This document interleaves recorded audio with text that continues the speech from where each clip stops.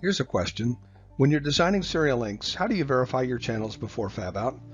If you're like most people, you'll give one of three answers. First, many people design the best practice or vendor-supplied guidelines, then use manual design reviews to look for possible errors. They use their best judgment to resolve design conflicts and try to resolve any remaining problems in the lab. Second, some people run post-route simulation, but they use an external consultant to do it. That means that any change to the system design requires another round of simulation, which costs money. And finally, some people use in-house SI experts to run simulation, but because those experts are scarce and typically overloaded, they end up competing with other engineering groups for SI time and attention. When you do perform analysis before fab out, do you analyze all of your serial channels? The fact is, most companies don't. It's too difficult, time-consuming, and quite frankly, expensive. As a result, most companies pick a few channels for post-layout verification, typically the ones they think represent best or typical or worst case, and they analyze those but not the rest. And the problem with that is, whenever you have something you haven't verified, well, there's an opportunity for something to go wrong, and Murphy's Law says it probably will. And the point that we're making here is that no amount of pre-layout analysis can ever anticipate all of the trade-offs that have to be made during layout, with or without the hardware designer's knowledge. And it certainly can't anticipate any mistakes or oversights that might occur during layout.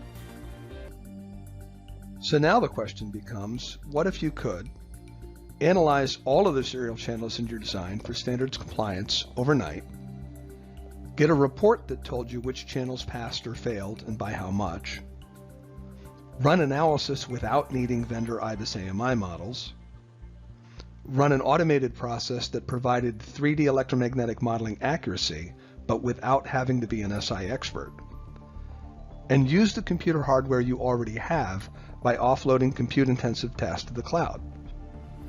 Well, the fact is, you can do all of that today with HyperLynx. Let's take a look at a real design example to see how this might work. This is a distributed computing system that has 16 plug-in processor cards that communicate through a fabric chip on the baseboard. Each processor card has 4 PCIe links for a system total of 64 channels.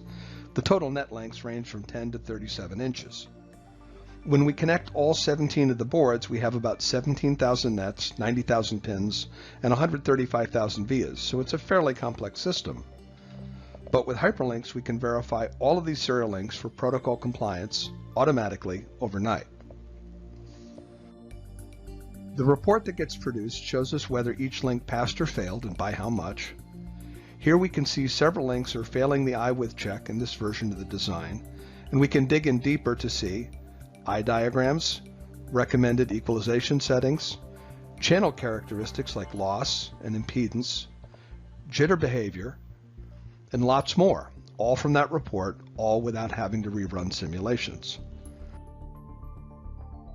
And because we can simulate all of the channels in the system, we can start looking at system-level trends. In our fully populated system, we see eye heights ranging from 61 to 173 millivolts, centering around 110 millivolts. Eye widths range from 0.29 to 0.63 unit intervals, centering around 0.55. But most importantly, 3 of our 64 channels are outliers and have significantly less eye width than the rest. And these are the weak links that we need to focus on and correct, but most notably, they were links that we probably wouldn't have analyzed with traditional methods because there was really no reason to expect that they would stand out. This is Murphy's Law in action. Multiple, independent, otherwise innocuous details that combined to impair the performance of these particular links.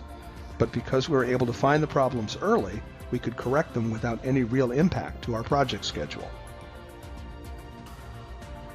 If you think that sounds interesting, we'd love to tell you more. We invite you to view our webinars on pre- and post-layout analysis, which describe this process in more detail. And if you'd like to experience this for yourself, we have a set of labs and workshops that will walk you through the whole process step by step.